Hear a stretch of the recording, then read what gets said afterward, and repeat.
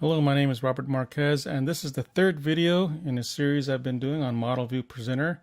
Today's video will be focused on creating models. So let's get forward with that. The areas covered in this video: we're going to create a Visual Studio solution with a class library supporting .NET Framework, and we're going to create a domain model with data annotations that will be used for validations. So in the overall diagram that I have here, which was shown in video 1, we're going to work our way from left to right. So we'll start here today with the model. Alright, so we'll first start by creating an empty project. So go New Project. Actually, it's a new empty solution we'll be making.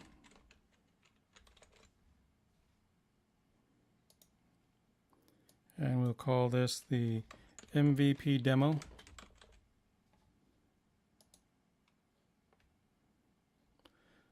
Now, once we have this solution, we'll go ahead and create a project to go with it.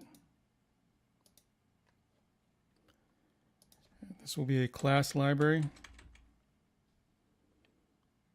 And I want the .NET Framework for the class library. I had at one time tried standard, but I don't think everything's quite ready there. And so I'm going to go ahead and go with the .NET Framework version for class library. And this will be the domain layer.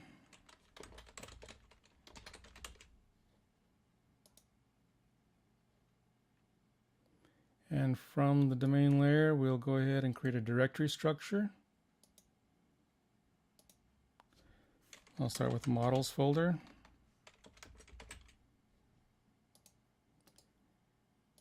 And from there, another folder called department. Now I'll create a class to go with that in that folder. This class will be for our domain model. And this class will be called department model.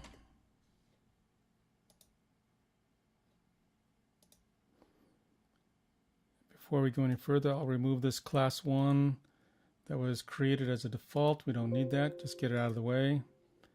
Back to our department model. And we'll begin with our properties. So first one will be an integer, and this will be for the department ID.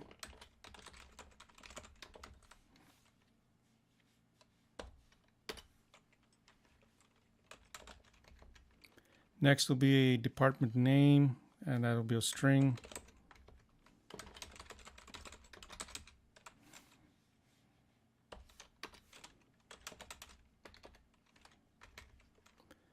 Next one is department URL, also a string.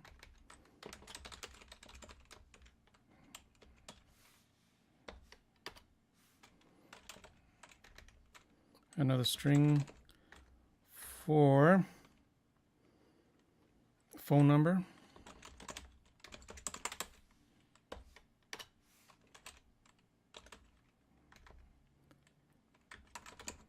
And after the phone number, we have email.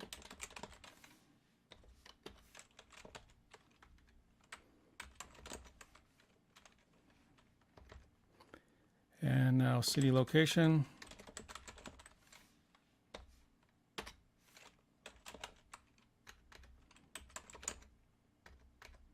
And finally, state location.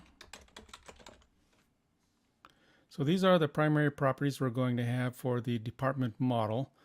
And what I want to do next is add some data annotations that will help in validating this model. So for that, I'll get started.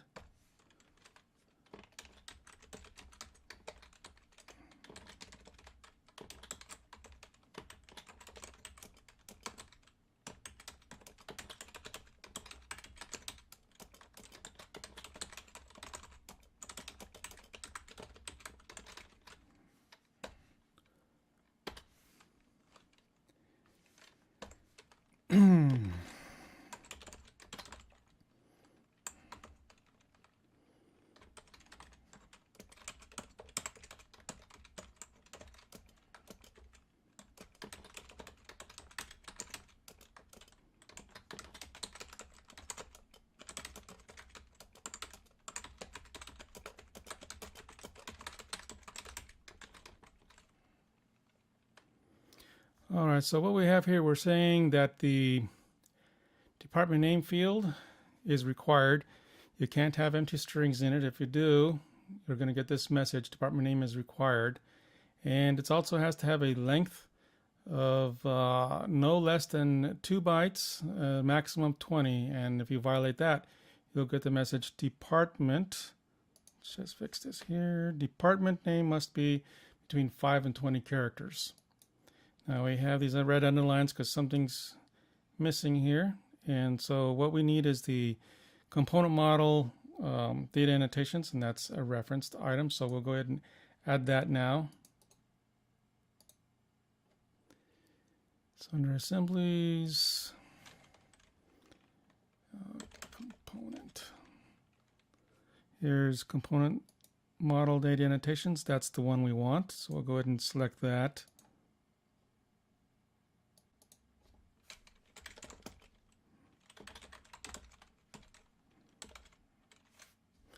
Component model, data annotations. Okay, so now we're in the clear here. And it gets repetitive to do this again for the remainder, so I'm just going to copy and paste the remainder and we'll move forward from there. Okay, so I've pasted over the remaining data annotations. They're very similar to the first one I typed in. The only difference you'll find is I'm using a regular expression validation here as well. And that's pretty much to just make sure that the format is in a particular order. If you want to get more information about regular expressions and the data annotations here, you can visit this website URL right here that will give you some good examples. I borrowed some examples to bring in here myself. And that web page is here. Here's take a peek at it, and as you can see, they have some sample data annotations, required fields, maximum length, and some regular expressions here. So they've got one here for phone number and another one for a URL. So there are many web pages like this, so go ahead and check that out, see what works for you if you want to do this. And what we need to do now that we have our class is create a interface file, and to do that I'm going to generate an interface based on this class. Going to the edit menu, under refactor I'll select the extract interface option. Gives me a name, which is good. It's the same name as the model except it has an I in the front, and these are the fields I'm interested in, so I will select OK. And quickly I have my interface file, and it conveniently created the file here as well under my department folder. So that will do it for today's example of creating a model for the MVP project we're working on. The next video will be on the services layer, and in that services video we'll cover taking advantage of the data annotations for validation. So again, thank you for watching. See you the next time.